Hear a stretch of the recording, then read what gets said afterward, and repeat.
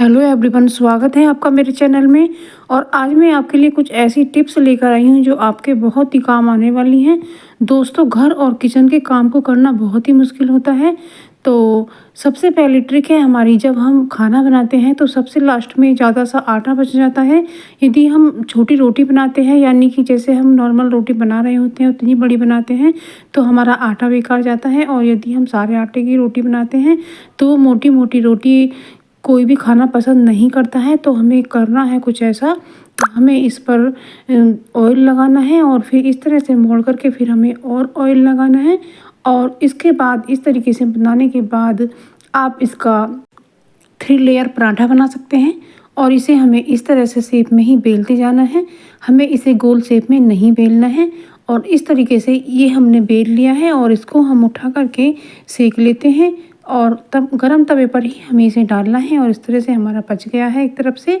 और दूसरी तरफ से पलटने के बाद हम इसे ऑयल लगा रहे हैं, हम इसे सरसों के तेल में सेक रहे हैं। आप चाहें तो इसे रिफाइंड ऑयल या देसी घी में भी सेक सकते हैं। और ये बहुत ही अच्छा पराठा बनेगा। और दोस्तों, होगा क्या, क्योंकि ये पराठा जब सिक जाएगा तो इसे हर कोई खाना पसंद करेगा, क्योंकि इसमें जो लेयर बनती हैं वो बहुत पतली पतली होती हैं और बहुत ही अच्छे से सिक जाती हैं। और इसकी जो पापड़ी होती है वो भी बहुत ही क्रिस्पी बनती है। तो इस तरीके से आप अपने लास्ट के ज़्यादा आटे को यूज कर सकते हैं। तो जो मोटी रोटी होती है उसे कोई खाना पसंद नहीं करता है, तो आप इस तरीके से आप पराठा बनाकर दे सकते हैं। तो इसे सब बड़े प्यार से खाएंगे। और देख सकते हैं कि कितना अच्छी अच्छी लेयर इसमें बन कर के आई हैं। तो इस तरह के पराठे को हर कोई खाना पसंद करेगा। तो इस तरह से आपको सबसे लास्ट में मोटी रोटी नहीं बनानी पड़ेगी। तो फ्रेंड्स, आप मेरी वीडियो दुनिया के किस कोने से देख रहे हैं ये मुझे कमेंट सेक्शन में ज़रूर बताइएगा। और आप मेरे चैनल पर नए हैं तो मेरे चैनल को ज़रूर से सब्सक्राइब कीजिएगा और मेरी वीडियो को लाइक शेयर कमेंट कीजिएगा। तो फ्रेंड्स, आप यदि बनाना चाहें तो इस तरीके से पराठे शुरू से भी बना सकते हैं। मैंने तो ये लास्ट का जो आटा ज़्यादा बच जाता है तो उसका यूज करके दिखाया है। तो अब अगली ट्रिक आती है फ्रेंड्स, जब हम खाना बना लेते हैं तो हमें साफ कपड़े से गैस को जरूर से पोंछना चाहिए और उस पर थोड़ा सा गीले कपड़े का भी पोंछा लगाना चाहिए। इससे शुद्धता आती है और इस तरीके से ही हमें करना चाहिए। चूल्हे को गंदा हमें बिल्कुल नहीं रखना चाहिए। तो अब फ्रेंड्स आती है, अब ठंडी का मौसम है और बहुत ही अच्छे अच्छे अमरूद आ रहे हैं। लेकिन क्या होता है, अमरूद ठंडे होते हैं तो हम इसे कैसे खाएं, और ये कब्ज हटाने के लिए बहुत ही रामबाण इलाज होता है। तो हमें करना क्या है, हमें इस तरह से एक फोक में इसे कर लेना है। और फोक लगाने के बाद इसे हमें गैस पर इसे बनाना है। और सबसे पहले तो इसका जो नीचे का पार्ट है इसे हमें इस तरह से काट कर निकाल देना है। और बस फोक की मदद से इस तरह से इस अमरूद को हमें भूनना है। तो जब हम इस तरीके से इसे भूनेंगे तो भूनने के बाद होगा क्या कि ये अमरूद हमें बिल्कुल भी नुकसान नहीं देगा और हमें ये एक दवाई का काम करेगा। जब हमें खांसी हो जाती है या हमारा गला दुख जाता है या हमारे पेट में कब्ज हो जाती है तो इस तरीके से भून के नमक को खाइएगा फ्रेंड्स। ये बहुत ही अच्छा रहेगा और आपको बिल्कुल भी नुकसान नहीं देगा। तो इस तरीके से जब भून कर खाएंगे तो जो आपकी खांसी भी हो जाती है तो वो भी ख़त्म हो जाएगी।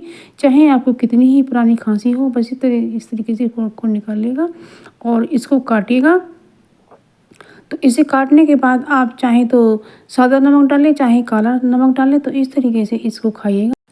तो फ्रेंड्स, ये पेट के रोगों के लिए बहुत ही रामबाण इलाज है, बहुत ही अच्छी औषधि है। तो इसका सेवन जरूर से कीजिएगा, लेकिन भून करके कीजिएगा। तो इस तरीके से हमने इसको चॉप कर लिया है और अमरूद ज़्यादा कड़े ना हो, सॉफ्ट अमरूद होने चाहिए। तो फ्रेंड्स, ये ट्रिक भी आपको ज़रूर पसंद आएगी, क्योंकि ये बहुत ही काम की है और आपके स्वास्थ्य से लेकर संबंधित है। तो आप इसे ज़रूर से फॉलो करिएगा। ये बहुत ही अच्छी टिप्स है और इस तरीके से आप अमरूद भी खा सकेंगे और आप बीमार बिल्कुल भी नहीं होंगे। तो आप ज़रूर इसे इस्तेमाल करके देखिएगा। अब अगली ट्रिक आती है हमारी फ्रेंड्स, क्या होता है, ठंडी का मौसम है और कई बार हमारा ऐसा मन करता है कि हम बिस्तर में बैठे बैठे ही कुछ खाने के लिए चाय के साथ मिल जाए तो कितना अच्छा हो। तो इस तरीके से फ्रेंड्स हमने लिया है आटा, क्योंकि मैदा जो होती है वो तो पेट में चिपक जाती है और उससे हमें कब्ज हो जाती है। और हमने लिया है आटा और इसमें डाली है अजवाइन, क्योंकि अजवाइन जो होती है वो गैस की समस्या को ख़त्म करती है। डालने को तो आप मेथी भी डाल सकते हैं, लेकिन अजवाइन सबसे बेस्ट रहती है। और इसमें हमने नमक ऐड किया है और हमने इसमें मोयन के लिए ऑयल डाला है। आप इस की जगह डालडा घी भी ले सकते हैं, क्योंकि इससे मठरी क्रिस्पी बनती हैं। और इस तरीके से हमने मोयन को अच्छे से मिला लिया है। अब अगली ट्रिक आती है, जब फ्रेंड्स हम इसको बनाते हैं तो हमारे जो इस तरह से हम कपड़े पहने होते हैं गरम, तो वो उस पर लग जाता है। तो आप इस तरह से मोड़ कर कीजिएगा, इससे आपके जो कपड़े हैं वो गंदे नहीं होंगे, आपको काम करने में आसानी होगी। तो इस तरीके से हमने मोयन को मिलाया है। और मोयन का हमारा जो हिस्सा होता है, जितना भी हम आटा लेते हैं उससे चौथाई के करीब हमें लेना पड़ता है मोयन। तो उसी हिसाब से डालना चाहिए। जैसे हमने 1 किलो आटा लिया है तो उसमें हमें 200 ग्राम या 250 ग्राम ही हमें डालना होगा। तो सबसे पहले अच्छी ट्रिक है कि हम इसे मिला कर के लड्डू बना कर देख लें। लड्डू बन जाते हैं तो इसका मतलब मोयन बिल्कुल सही है। और इसमें हमने थोड़ा सा बेकिंग पाउडर ऐड किया है। बेकिंग पाउडर से मठरी सॉफ्ट हो जाती है और बहुत ही क्रिस्पी बनती है। और थोड़ा थोड़ा सा पानी डाल करके हम इसे गूँथ लेते हैं। और हमने गुनगुने पानी का इस्तेमाल किया है, क्योंकि ठंडी का मौसम है, तो इसलिए हमें गुनगुने पानी से मांडेंगे तो अच्छा आटा मंडेगा। और इसे हमें टाइट ही गूँथना है, जैसा कि आप वीडियो में देख पा रहे हैं मठरी का आटा टाइट बनाया जाता है।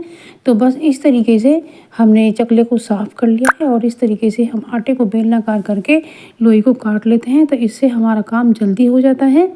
तो ये भी बहुत यूज़फुल सी ट्रिक है। इस तरीके से लोई बनाने में हमें ज़्यादा टाइम नहीं खर्च होता है। बस तो इस तरह से हम अपना काम जल्दी से निपटा सकते हैं। तो मैं अकेले ही ये मठरियाँ बनाकर तैयार कर लेती हूँ।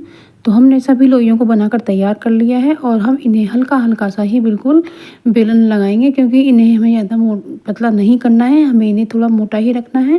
क्योंकि ये मोटी होती हैं तो ये क्रिस्पी और फोकी बनती हैं। और यदि जो हम इन्हें ज़्यादा पतला कर देते हैं तो ये बिल्कुल कड़ी बनती हैं, यानी खीकड़ी जैसी हो जाती हैं और काटने में बहुत दिक्कत आती है। तो इस तरीके से हमने चाकू से ही छेद कर दिए हैं।